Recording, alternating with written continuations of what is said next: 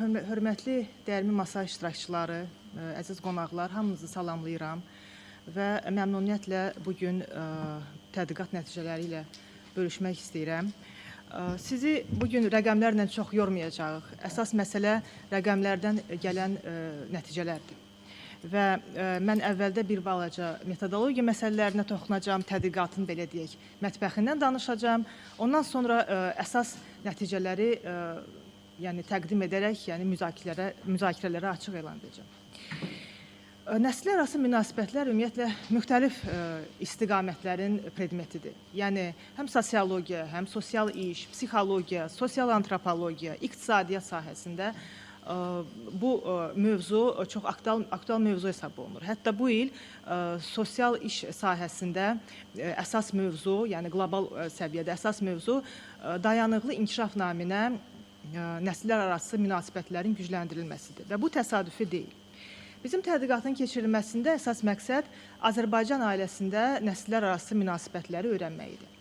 Və bunun üçün biz bu istiqamətdə tədqiqatların qızıl standartı hesab olunan nəsillər arası həmrəylik nəzəriyyəsini bir baza kimi, əsas kimi götürdük. Və mən qeyd edim ki, ümumiyyətlə bu nəzəriyyə qızıl standart hesab olunsa da, yaxın coğrafiyada, postsovet məkanında belə miqyasda heç vaxt tətbiq olunmayıb.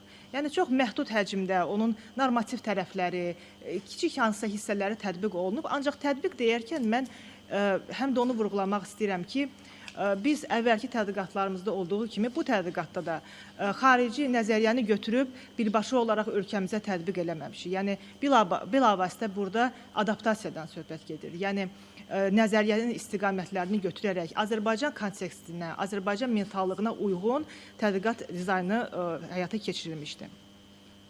Və tədqiqatda ölkənin 12 iqtisadi rayonundan 1170 nəfər iştirak etmişdir. Bu 1170 nəfər 3 qrupa bölünmüşdü. Hər biri 390 nəfər olmaqla. Bu da yəni statistik əhəmiyyətli, dürüst müqayisələri aparmaq üçün çox zəruri idi. Bölgü ilə bağlı bir sıra suallar bizim qarşımızda dayanırdı. İndi bizim tədqiqat qrupundan olan Nailə xanım təsdiqləyər ki, bir sıra suallar var idi ki, onların cavablarını biz özümüz tapmalı olurduq. Məsələn, nəsil anlayışı hamının istifadə etdiyi anlayışdır. Amma ana dilimizdə nəsil sözünün ən azı 3 mənası var. Bir kökdən törəyən insanlar qrupu, eyni ildə anadan olan və yaxud eyni dövrdə anadan olan insanlar cəmiyyətdə və yaxud ailədə müxtəlif yaşda olan insanlar, hamısı nəsil adlanır. Bəs yaxşı, biz nəsil deyəndə onda nəyi nəzərdə tutmalıyıq? Və yaxud yaş qruplarını bölərkən biz hansı əsası götürməliyik? Çox populyar nəzəriyyə var. X nəsli, Y nəsli, Z nəsli. Mediada da populyardır, gündəlik həyatda da istifadə olunur. Çox rahatdır, belə xoşa gəlimli bir nəzəriyyədir. Amma o nəzəriyyənin özündə də müəyyən, belə deyək, mübahisəli məqamlar var, onun özünün tənqidləri var və eyni zamanda ən əsası o nəzəriyyə qərb cəmiyyətinə uyğun olaraq hesablanır. Yəni, insanın X və yaxud Y və yaxud alfa nəslinə aid olması onun yalnız hansı ildə anadan olmasından irəli gəlmir. Yəni, konkret cəmiyyətdə, anadan olduğu yerdə iqtisadi şərait necə olub, texnoloji inkişaf necə olub. Yəni, eyni ildə, deyək ki, Qərbi Avropada, Mərkəzi Asiyada və Afrikada anadan olan insanları biz avtomatik olaraq bir nəslə aid edə bilmərik. Bu da bir başqa çətinlikdir. Digər bir məsələ isə, məsələn, Ümumdünya Səhiyyə Təşkilatının da yaş bölgüsü var. Orada da müəyyən mübahisəli məqamlar var ki, dünyanın müxtəlif yerlərində insanların, eyni yaşda olan insanların sağlamlıq göstəriciləri, subyektiv yaş duyğusu tamam fərqlidir. Ona görə yenə də burada biz unikal, belə deyək, sırf Azərbaycana uyğunlaşdırılmış biz bir yanaşma tətbiq etməyi lazım bildik və beləliklə nəsil qruplarını ilk olaraq biz 18-39 yaş cavanlar, 40-59 orta yaşlılar və 60 yaşdan yuxarı olanları yaşlılar olmaqla müəyyən elədik. Lakin digər məsələ ondan ibarət idi ki, ailə strukturları fərqlidir. Suallar kimlərə ünvanlanmalıdır? Və burada da biz insanın, yəni konkret respondentə verilən suallar toplusu, onun nəinki yaşı, həm də ailədə tutduğu mövqeyindən irəli gəlirdi. Onun yetkinlik yaşına çatan övladı varmı? Həyatda olan valideynləri varmı? Nənə babası varmı? Bütün bunlardan asılı olaraq sual qrupu, yəni hər bir respondentə ünvanlanan suallar qrupu da dəyişkəndir. Ona görə də siz hesabatda da görə bilərsiniz ki, bəzi suallar 1170 nəfərin hamısına verilir, bəziləri bir qədər daha az sayda insana verilir. Bu da sırf o filtr suallarından irəli gələn nəticə idi. Və beləliklə biz alınan nəticələri ilk olaraq nəsil qrupları üzrə müqayisə elədik. Pilot mərhələsində də gördük ki, belə bölgü özünü doğruldur və eyni zamanda sosial-demoqrafi qruplar üzrə müqayisəli nəticələrə baxdı. Nəticələrin ümumiləşmiş, belə deyək, bir neçə hissəsini mən sizə təqdim etmək istəyirəm. Ailə strukturunun dəyişməsi haqqında bizdə çox danışılır ki, genişlənmiş ailələr azalır, nüvə ailəsi artır. Bu dəfələrlə təkrar olunur. Bəs onların nisbəti necədir? Rəsmi statistikada ev təsərrüfatlarında yaşayan insanların sayına görə statistik göstəriciləri var. Ki, məsələn, hazırda daha çox 4 nəfərdən ibarət ailələr üstünlük təşkil edir ölkəmizdə. Ancaq bu 4 nəfər kimdir? Bu 4 nəfər 3 nəslin nümayəndəsi ola bilər. Ola bilər nənə olsun, ata-ana olsun və övlad olsun. Bu artıq bu genişlənmiş ailədir. Ola bilər ki, o ata-ana və 2 övlad olsun. Bu nüvə ailəsidir və bu artıq fərqli ailə strukturlarıdır. Ona görə də bu tədqiqatın yeniliklərindən biri odur ki, biz mürəkkəb filtrlər sistemi tətbiq edərək ilk dəfə olaraq nüvə ailələrinin və genişlənmiş ailənin və eyni zamanda tək yaşayanların statistikasını üzə çıxardıq və gördük ki, həqiqətən də genişlənmiş ailələrlə nüvə ailələrinin say fərqi, göstərici fərqi çox azdır. Yəni 50,3% genişlənmiş ailələrdə yaşayır, 46,7 nüvə ailəsində yaşayır və 3,1 tək yaşayan insanlardır. Amma regional fərqlər də var. Elə regionlarımız, elə iqtisadi rayonlarımız var ki, Bakı, Abşeron, Xozu, bəlkə sizi təəccübləndirər, Dağlıq, Şirvan. Bu iqtisadi rayonlarda nüvə ailələri genişlənmiş ailələrdən çoxdur. Yəni biz həqiqətən də rəqəmlər üzərində gördük ki, ailə strukturu dəyişir. Amma dəyişən yalnız struktur deyil, həm də münasibətlər sistemində olan proseslərdir. Dəyərlər və normalar hamını, yəni hər bir insanı, yəni yalnız mütəxəssisləri deyil, hər bir insanı, xüsusilə düşünən insanları çox narahat edən məsələdir. Dəyərlərin, normaların dəyişməsi məsələsi. Biz hesab edirik ki, burada daha konkret olmaq lazımdır. Hansı dəyərlər, nəyə nəzərən normalar? Normativlik bölməsinə aid olan hissədə biz respondentlərə öz ailə üzvlərinə münasibətdə maddi və mənəvi məsuliyyət məsələsini, yəni sual olaraq ortaya qoymuşuq və görürük ki, öz ailəsinin rifahına görə maddi məsuliyyət məsələsində yüksək normativlik var. Mənəvi məsuliyyətdə maraqlı bir mənzərədir.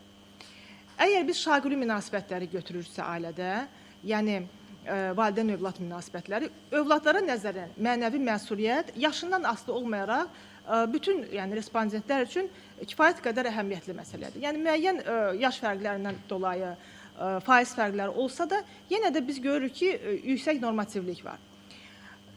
Ailəsinin yaşlı üzvlərinə görə məsuliyyət məsələsində mənzərə bir qədər fərqlidir. Yaşlı insanlar nəinki özlərindən sonra gələnlərin, həm də özlərindən əvvəlkilərin bir növ məsuliyyət yükünü özlərinə daşımağa meyillidirlər. Amma cavanların mövqeyi bu məsələdə fərqlidir. Yəni cavanlar daha çox öz övladlarına yönəlik məsuliyyəti, yəni mənəvi məsuliyyəti qəbul edirlər. Yəni faiz fərqlərinə görə deyirəm. Yox ki, hərəsi bir ayrı qütbdədir. Sadəcə bir dinamikanı biz burada görürük. Və ən əsası üfüqi istiqamətdə münasibətlərdə, sibliklər arası, yəni bacı-qardaş münasibətlərində mənəvi məsuliyyət nə yerdədir?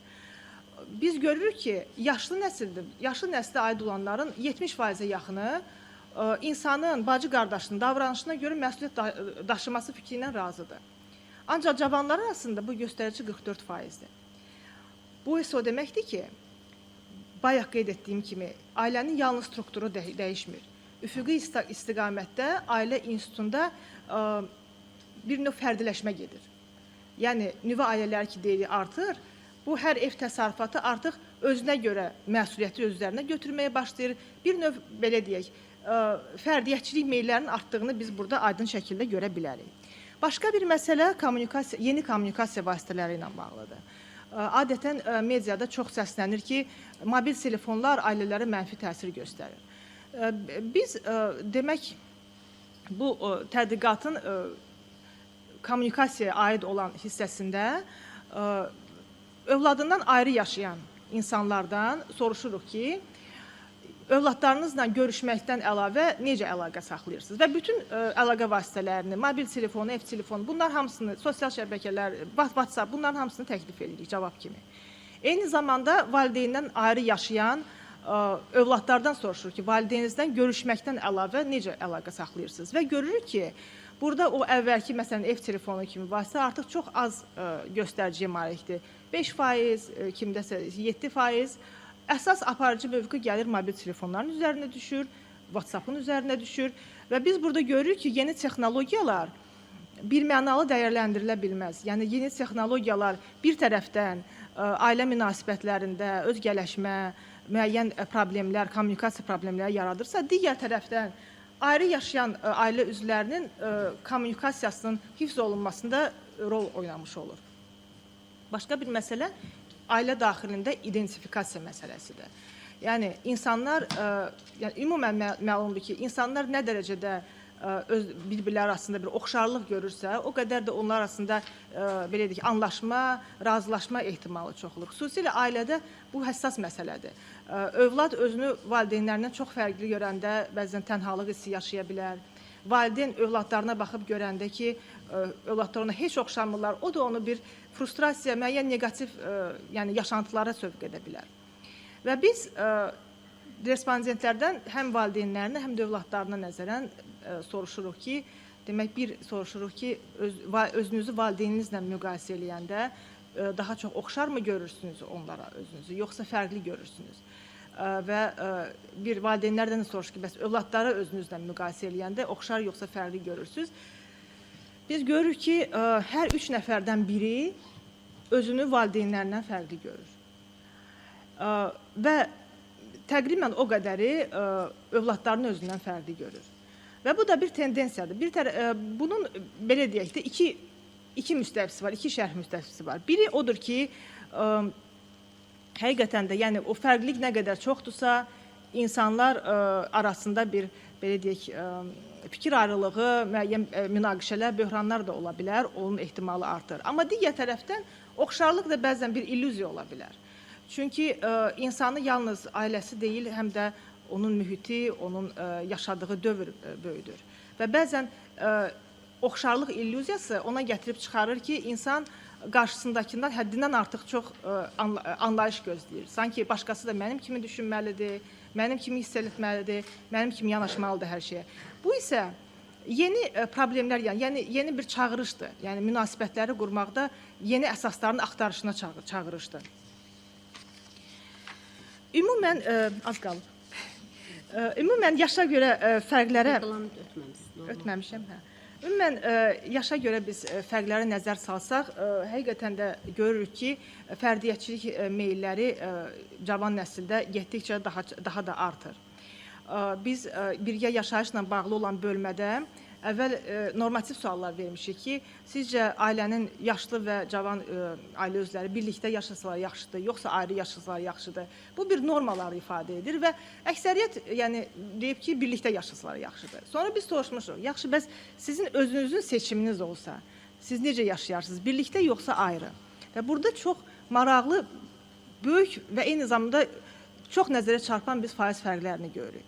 Ümumən, əgər 1170 nəfəri götürsək, onların təqribən yarısı yaşlı və cavan ailə üzvlərinin birlikdə yaşamasının tərəfdarıdır. Hər 10 nəfərindən biri isə nəinki ayrı, ümumiyyətlə ayrı və uzaq yaşamaq istəyir. Bu artıq bizə problemli və yaxud da ki, ailə münaqişə potensialının olmasını göstərir ki, bu təsadüf deyil ki, insan nəinki ayrı yaşamaq istəyir, ümumiyyətlə ayrı və uzaq yaşamaq istəyir cavan ailə üzvlərindən və yaxud yaşlı ailə üzvlərindən. Və eyni zamanda biz görürük ki, ümumiyyətlə ayrı yaşamaq istəyənlər, yaşlı insanların, 60 yaşından yuxarı olanların cəmi 3,3%-dir. Amma cavan insanların, xüsusilə 25-35 yaş arası olanların 17,3% ayrı yaşamaq istəyir. Bu isə əslində çox dramatik bir göstəricidir. Bu o deməkdir ki, cavan nəsil öz sərhədlərini bir başqa cür qoymağa başlayır. Yaşlı nəsil isə bunu bəzən özündən uzaqlaşdırma kimi qavrayır. Bu bir, bəzən ailə dramalarının da əsasında, kökündə duran bir sosial tendensiyadır. Nənə Baba İnstitutu ilə bağlı qeyd eləmək istəyirəm ki, bizim nəticələr göstərir ki, əgər nənə baba ilə birlikdə yaşanılmırsa, o zaman yetkin insanların cəmi 5%-dir. O cür yaşayan 95% nənə babasından ayrı yaşayır.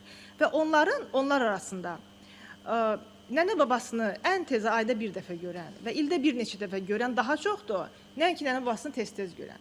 Biz artıq burada görürük ki, biz əgər nəsillər arası varislikdən, nəsillər arası münasibətlərdən danışırıqsa, ön plana keçən və potensialını qoruyub saxlayan ilk növbədə valideyn-övlad münasibətləri olur.